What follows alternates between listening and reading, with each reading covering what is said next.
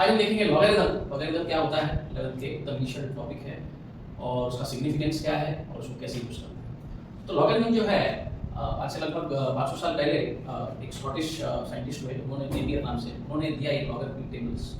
और ये जो फंक्शन है log x, मतलब जैसे हम लोग फंक्शन देखते हैं अलग अलग, तो ये मैथ्स में स्पेशली लिखते हैं y is equals to log of x to the base b। तो यानी हम कोई भी number x they for a particular base b, वो क्या बताता है, ये बताता है कि ये जो बेस है वो कितनी बार मल्टीप्लाई हो रहा है, ताकि इस नंबर को ऑब्टेन करने के लिए बेस b कितनी बार मल्टीप्लाई हो रहा है, ये लॉग फंक्शन सिग्निफाई करता है। कैसे, सपोज देखते हैं, अगर हम बात करें लॉग ऑफ, अगर बेस 10 है हमारा, अगर मैं यहाँ 100 लिखूँ, इसका क्या मतलब, इसका मतलब ये कि 10 कितनी बार मल्टीप्लाई हुआ 100 ऑब्टेन करने के लिए। ऑब्वियसली हमें पता है 10 दो बार मल्टीप्लाई होगा, 10 × 10 तो 100 मिलेगा, तो ये आ जाएगा। वैसे ही सपोज मैं लिखूं अगर log of 1000 to the base 10, यानी 10 यहाँ 3 बार मल्टीप्लाई हो रहा है, तो आंसर आ जाएगा 3। तो बेसिकली लॉग फंक्शन हमें क्या दे रहा है कि जो बेस b है ये कितनी बार मल्टीप्लाई हो रहा है और इसका पावर क्या है। जैसे एग्जांपल मैं इसको ऐसे भी लिख सकता हूँ, जैसे मैं लिखूं अगर y अगर मेरा log x है, इसका बेस b है, ठीक है, तो मैं x को क्या लिख सकता हूँ, ये जो नंबर होगा ये क्या होगा, b/y, यानी b का पावर क्या है ताकि मुझे x मिले। तो जैसे अभी हमने देखा यहाँ 10 का, अभी से यहाँ मेरे पास है समझो log of 100 to the base 10, तो मैं इसको क्या लिख सकता हूँ, मुझे पता है ये क्या है, 10 कितनी बार मल्टीप्लाई हो रहा है, 10 दो बार मल्टीप्लाई हो रहा है 100 आने के लिए। तो इसका मतलब इससे मुझे 100 का वैल्यू क्या, 100 क्या है, ये बेस टू द पावर। तो लॉग फंक्शन बेसिकली क्या सिग्निफाई कर रहा है कि ये जो बेस है ये कितनी बार मल्टीप्लाई हो रहा है ताकि हमें ये नंबर मिले, समझे। अच्छा, तो अभी हम लोग देखेंगे लॉग फंक्शन। अगर जब हम ग्राफिकली देखते हैं तो लॉग फंक्शन कैसा है, तो ये है लॉग फंक्शन। तो क्या देखेंगे हम लोग कि अगर हम x का वैल्यू 1 डालें तो 1 पे 0 आता है, x अगर 1 है तो y आ जाएगा 0। वैसे ही x जब चेंज होता जाएगा, x समझिए अगर x मैं जाते जाते अगर आ रहा हूँ x 5 है तो 5 पे आ रहा है 0.69, अगर 4 है तो log 4 क्या आ जाएगा, log 4 आ जाएगा 0.6। वैसे ही log 3 क्या आ जाएगा, log 3 आ जाएगा 0.47, log 2 0.301, है ना। तो ऐसे अलग अलग x के वैल्यूज के लिए हमें y के वैल्यूज मिलते हैं। तो 2 के लिए 0.3, 3 के लिए रफली 0.47, 4 के लिए 0.6, 5 के लिए 0.69, है ना, 5 के लिए 0.69। ऐसे करते करते जब हम 10 पहुंचेंगे, हमें मालूम है 10 अगर बेस 10 है तो 10 कितनी बार मल्टीप्लाई हुआ है, एक ही बार मल्टीप्लाई हुआ है, तो y का वैल्यू बना है। और उसी प्रकार इफ यू गो अहेड 100, 1000, 10,000, तो अगर मैं 100 पे जाऊँ या 1000 पे जाऊँ तो what will I get, suppose 100 पे मैं हो गया तो 100 पे जाऊँ तो क्या मिलेगा, आंसर मुझे 2 मिलेगा। 100 पे क्या मिलेगा, 2, यानी 10 दो बार मल्टीप्लाई होगा।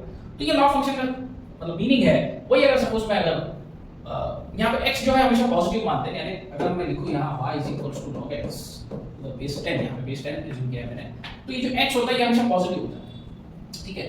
y कैन बी पॉजिटिव और negative but x is always positive, ये लॉग फंक्शन का कंस्ट्रेंट है।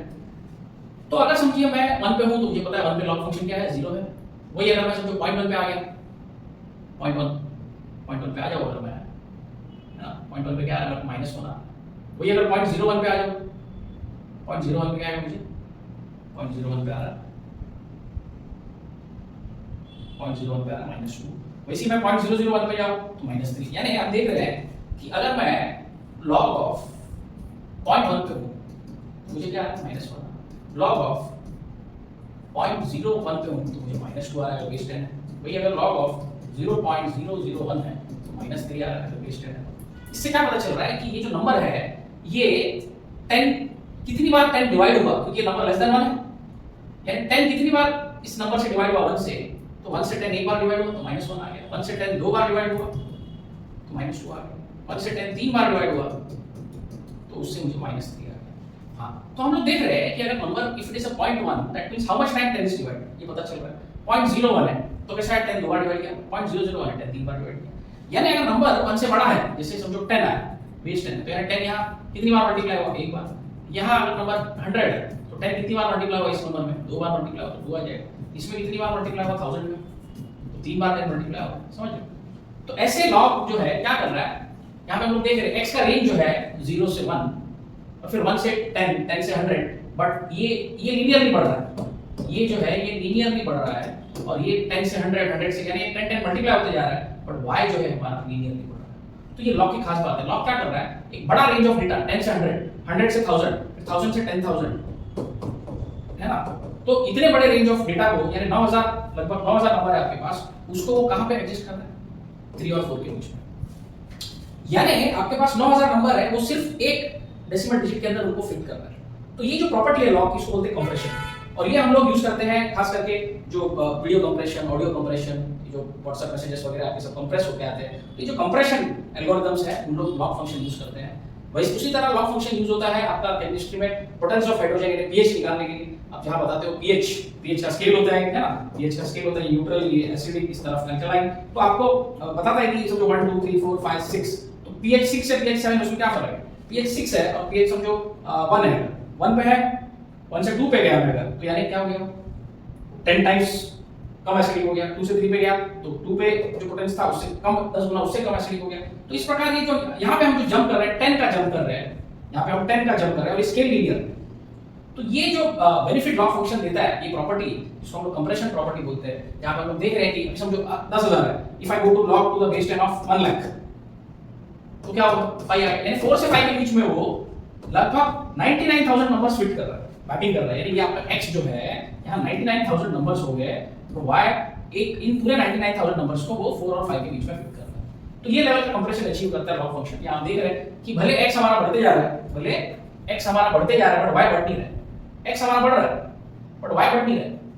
तो ये क्या कर रहा है कि x कितना भी बढ़े, है ना, x बढ़ते जा रहा है, 10 x हमारा 10 हो रहा है, फिर उसका 100 हो रहा है, x है ना 1000 हो रहा है, 10,000 हो रहा है, बट y जो है 10 है तो 1 पे ही जा रहा है, 2 पे, 3 पे, 4, यानी ये लेवल ये लीनियरली बढ़ रहा है और ये जो है ये एक्सपोनेंशियली बढ़ रहा है। ठीक है, तो ये लॉग फंक्शन है, बड़ा इंटरेस्टिंग फंक्शन है। जैसा हमने देखा नेचर में, देखो ह्यूमन माइंड हमेशा लीनियरली बढ़ता है आगे, लेकिन नेचर हमेशा चीजें एक्सपोनेंशियली बढ़ता है नेचर। ठीक है, चाहे बैक्टीरिया का ग्रोथ हो, चाहे पोटेंस ऑफ हाइड्रोजन हो, चाहे अर्थक्वेक का जो स्केल है आप देखते हो रिचर स्केल, वो भी लॉग फंक्शन यूज करता है, चाहे डेसिबल साउंड जो हम मेजर करते हैं डेसिबल स्केल, वो भी लॉग फंक्शन यूज करते हैं। तो ऐसे बहुत सारे मेजरमेंट है जिसमें लॉग फंक्शन यूज होता है और it's a very interesting function. जहां हम देख रहे हैं इसकी खास बात क्या है, यहां हम एक्सपोनेंशियली बढ़ रहे हैं और यहां हम लीनियरली बढ़ रहे हैं, तो ये बेनिफिट मिलता है लॉग फंक्शन से। ठीक है, तो yes, so this is log function y is x log x to the base b।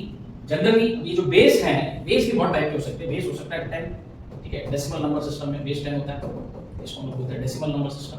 वही अगर बेस जो है e हुआ तो इसको बोलेंगे हम लोग नेचुरल लॉगरिथम। वही अगर बेस 2 हुआ तो इसको बोलेंगे हम लोग बाइनरी नंबर सिस्टम। वही अगर बेस 8 हुआ तो इसको बोलेंगे ऑक्टल नंबर सिस्टम। वही अगर बेस 16 हुआ तो इसको बोलेंगे हेक्साडेसिमल। ठीक है, तो ये जो सिस्टम्स हैं ये मोस्टली आप लोग कंप्यूटर साइंस में यूज करते हो। जनरल अरिथमेटिक कैलकुलेशन के लिए हम लोग डेसिमल बेस अज्यूम करते हैं, और जो नेचुरल जो भी नेचुरल फिनोमेनन है, चाहे न्यूक्लियस का डीके होना, चाहे बैक्टीरिया का ग्रोथ होना, ये सब जो होता है ये बेस ई माना जाता है, बिकॉज वो एक नेचुरल फिनोमेनन है, तो उसका हम लोग बेस ई मानते हैं। ठीक है, so this are different types of base which a log function can have. This is the base, so this is log of x to the base b, which is y। सो हमने देखा log function में क्या देखे हम लोग, log of x क्या देता है हमें, उसका बेस कितनी बार मल्टीप्लाई हो रहा है वो नंबर रिटर्न करता है। ठीक है, so this is log function. अब कुछ और प्रॉपर्टीज हम देखते हैं जिसको यूज करके नेपियर ने लॉग टेबल बनाया। तो लॉग के कुछ इंटरेस्टिंग प्रॉपर्टीज हैं वो हम लोग देखेंगे। ठीक है, तो आई थिंक 16 सेंचुरी में, अर्ली 16 सेंचुरी या 17 सेंचुरी में नेपियर ने टेबल दिया, एक बुक दिया इनफैक्ट लॉगरिथम के नाम से, स्कॉटलैंड में।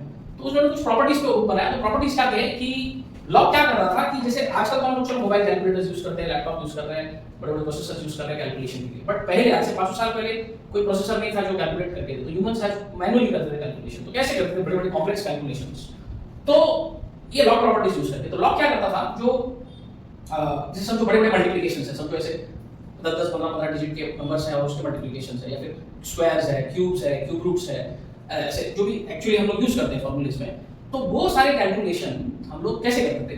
तो लॉग कुछ प्रॉपर्टीज यूज करता था। क्या प्रॉपर्टी यूज करता था लॉग? क्या करता था, अगर आपके पास दो नंबर है, समझो एक नंबर है m, दूसरा नंबर है n, ये कुछ भी हो सकता है, कुछ भी हो सकता है, square root, cube root, power, anything raise to 10 वगैरह, any number. Similarly n is also another number. तो ये क्या करता था, उन दोनों के प्रोडक्ट को क्या करता था, सम में स्प्लिट कर देता था, log m plus log n। तो इससे कैलकुलेशन आसान हो जाता था। वही अगर दो नंबर का आपके पास डिवीजन है तो लॉग फंक्शन क्या करता है, log of m minus log of n कर देता है। ठीक है, और एक प्रॉपर्टी है कि अगर log किसी नंबर का पावर है तो वो क्या कर देता है, वो नंबर का जो भी पावर है उसको उतनी बार उस नंबर के log से मल्टीप्लाई। तो this are the three interesting properties. और कोई भी नंबर है अगर सपोज, ठीक है, अगर उसका वो नंबर और उसका बेस सेम है तो इसका क्या मतलब? इसका मतलब ये कि ये नंबर कितनी बार मल्टीप्लाई होगा ये नंबर के लिए, तो ऑब्वियसली एक ही बार मल्टीप्लाई होगा तो आंसर आएगा, ठीक है। वही अगर सपोज जैसे कि m रेज़ टू n है, अगर बेस इसका m है तो इसका मतलब n कितनी बार मल्टीप्लाई होगा, n बार मल्टीप्लाई होगा, आंसर आ गया n। समझ में आया? आंसर क्या आ जाएगा? अगर बेस m है तो ये आ जाएगा n, ठीक है।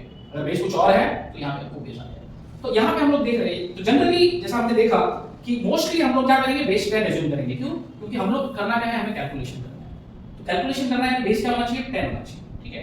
क्योंकि हम लोग अरिथमेटिक कैलकुलेशन कर रहे हैं, उसके लिए डेसिमल बेस मानेंगे, ठीक है। अच्छा, ये हो गया कुछ प्रॉपर्टीज। अब इस प्रॉपर्टीज को यूज करके कैसे हम लोग कुछ कैलकुलेशंस कर सकते हैं और लॉग टेबल्स कैसे यूज कर सकते हैं हम लोग देखेंगे।